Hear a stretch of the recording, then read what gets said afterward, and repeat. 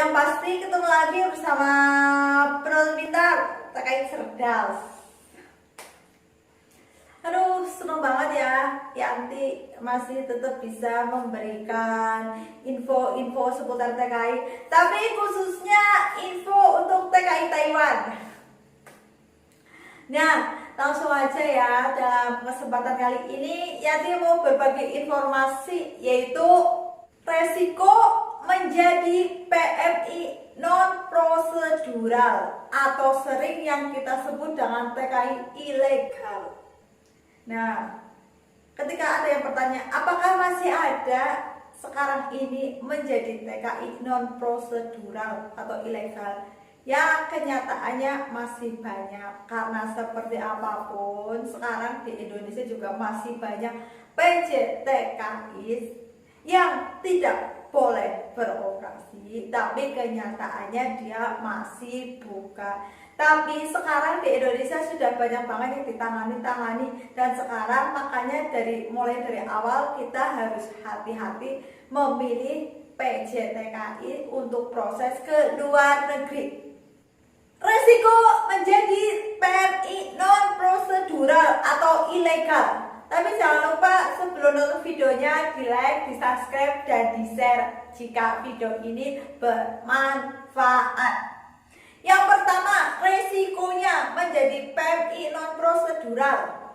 Gaji tidak sesuai dan tidak dibayar. Nah, ini sering sekali terjadi sama sahabat TKI ya. Ini yang sering terjadi seperti ini biasanya sama sahabat TKI yang ke pabrikan. Nah, ini banyak sekali karena apa? Karena menggunakan visa turis. Nah, biasanya kenapa gaji tidak sesuai dan tidak dibayar? Biasanya di saat kita mau proses, kita diiming-imingi dengan gaji yang sangat besar.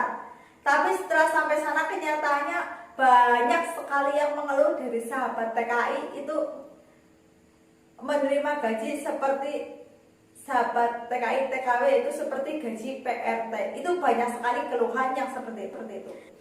Terus resiko yang kedua menjadi PMI non prosedural. Bekerja tidak tenang karena bermasalah dengan hukum.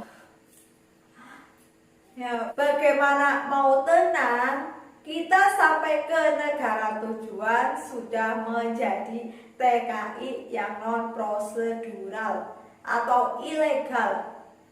Ya, jelas-jelas sudah melanggar hukum di negara kita tempati. Kita mau keluar takutnya ya kita bukan orang resmi. Ketika kita ketangkap polisi, ya sudah, itu yang ada. Terus yang ketiga, resikonya itu apa?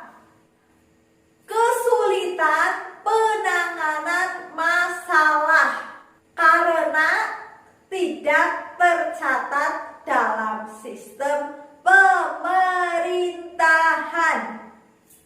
Nah, sekarang kita bayangin, ketika kita menjadi orang yang ilegal, tidak resmi, non prosedural, seperti apapun, ketika kita menangani masalah, ketika kita memiliki masalah, pasti kita takut antara menyerah atau tertangkap. Itu seperti itu. Oh iya ya, kita selingi. Kenapa sih Yanti selalu memakai baju YouTube? Ya inilah baju Yanti gitu. Inilah ikon Yanti gitu. Tapi baju kali ini yang dipakai beda ya. Ini YouTube, ini dari desain Yanti sendiri, dan ini di lengannya ada tulisannya 89 channel, dan itu channel Yanti. Dan di sini nggak ada, tapi di belakang ada. Tapi tetap fokus sama info-info yang Yanti berikan. Jangan fokus sama bajunya, karena bajunya bagus, ya bagus. Terus yang keempat, resiko menjadi PMI non prosedural. Tidak ada jaminan perlindungan. Nah, maksudnya tidak ada perlindungan ini gimana? Nah, ketika kita di sana memiliki masalah, kita susah loh mau berlindung ke siapa. Dan ya udah jelas-jelas karena kita melanggar di negara kita tempati, kita sudah kita tidak memiliki catatan pemerintahan, ya kita nggak diakui, ya itu beresiko banget lah ya. Makanya buat sahabat CPMI, kita harus sangat hati-hati memilih PJTKI untuk proses kita ke negara tujuan yang ingin kita datangi. Harus benar-benar hati-hati. Itu seperti itu. Terus yang kelima, resiko menjadi PMI non prosedural. Resiko yang kelima ini benar-benar beresiko karena apa? Ya, resikonya yaitu ketangkep polisi dan kita dideportasi. Bayangin, dideportasi berarti kita sudah tidak bisa lagi masuk ke negara itu. Aduh, sayang banget bukan?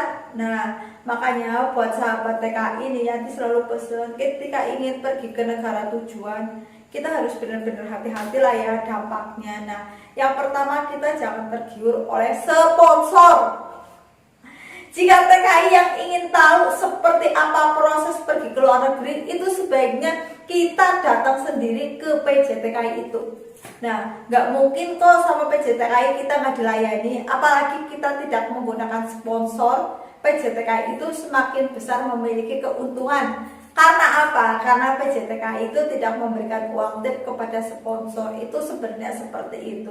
Tapi kenyataannya juga banyak sekali dari sahabat CPMI ketika datang ke PJTKI itu tidak membawa sponsor, dan PJTKI itu menyuruh agar membawa sponsor, dan ya kita nggak tahu sebenarnya apa yang mereka inginkan. Tapi sebenarnya itu kalau kita pikir-pikir itu menguntungkan banget PJTKI sih ya, tapi ya kita nggak pernah tahu. Makanya kita harus menjadi CPMI yang pintar, yang belajar mandiri, yang akan tahu proses-proses dari A sampai Z kita ke negara tujuan. Nah, itu seperti itu. Nah, dalam video kali ini nanti hanya bisa berbagi informasi yaitu resiko menjadi CPMI non prosedural. Jadi kita harus hati-hati dan waspada. Pesan-pesan hati buat penonton pintar TKI cerdas. Tetaplah selalu menjadi TKI TKW yang cerdas, berpikir dan berpikir bijak dalam mengambil sikap. Karena tujuan kita awal ke negara tujuan, dan tujuan awal kita menjadi TKI itu adalah sukses. Salam cerdas, salam sukses, dan salam merenges. Bye-bye.